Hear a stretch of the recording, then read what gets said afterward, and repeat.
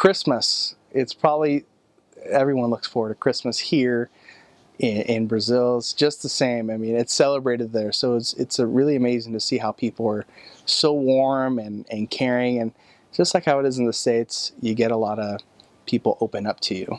The other good thing about Christmas is you get to call home. So you get to talk to mom and dad and see how they're doing and your family.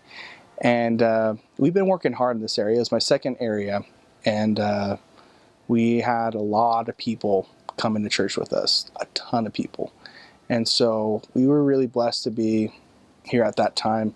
It was also a challenging time for me. My third transfer is what it was, just because, as I mentioned before, I didn't have any money and I didn't have anything to drink. And the area was divided. It was kind of, the church was on top of a hill. The zone leaders had that kind of top area, and we were down here, and there was probably only three members in that area, actually. And so we only got to eat 3 times a week with the members, sometimes 4 if a member wanted to do double, but typically it was 3 to 4 times a week. We were always hungry. We always had to make food, and I actually lived off M&Ms that my mom sent me in a package for a little bit, actually, M&Ms and pistachios. And so, because we didn't have any money, and we were glad that sometimes like a random stranger, hey, you guys want something to eat? And so you go for that sometimes. At this time, we had prepared 5 people that were ready to get baptized. And it was an awesome day, because in the morning got to talk to mom and dad and my brothers and sisters, just kind of see how they were doing. We ate a great lunch with some of the members. We taught a few discussions or lessons, whatever you want to call them. And we went to go get everything ready for the baptism. And when we got there, the power was out. The water wasn't running. And so, unfortunately, we were worried we were going to have to cancel it. And sometimes the missionaries call it, all white Christmas. We were going to have a white Christmas because we were going to have a few baptisms. And, the people that were getting ready to get baptized were, really bummed out because they really wanted to get baptized on Christmas Day. And luckily what happened is one of the zone leaders was like, let's just call the fire department to see if they'd be willing to come down. And they did. They started, they traveled pretty far to get up to where we were.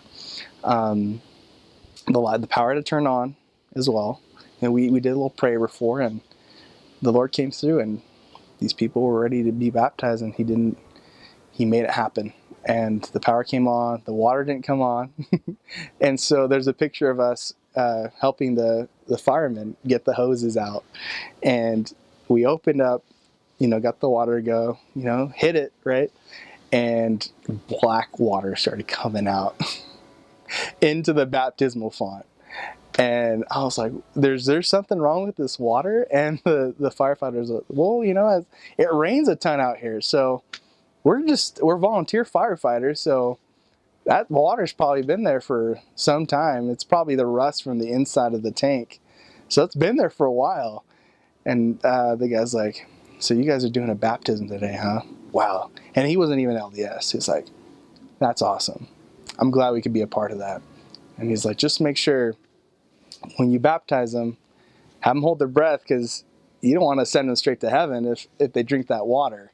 And so once, we got all ready and dressed, and we got in there, and you could smell the rust out of that water. It was black. It was gross. And so it was a mom, her son, and her husband, and the little boy wanted me to baptize him. And unfortunately, we didn't have this size, the right size for him to wear in his jumpsuit, so it was an adult size. Kind of rolled it up a little bit, and as he was walking down, he tripped and just kind of did a cannonball right into the baptismal font. Just font splashed everywhere, and everyone. It was a great time. You could really feel the Spirit.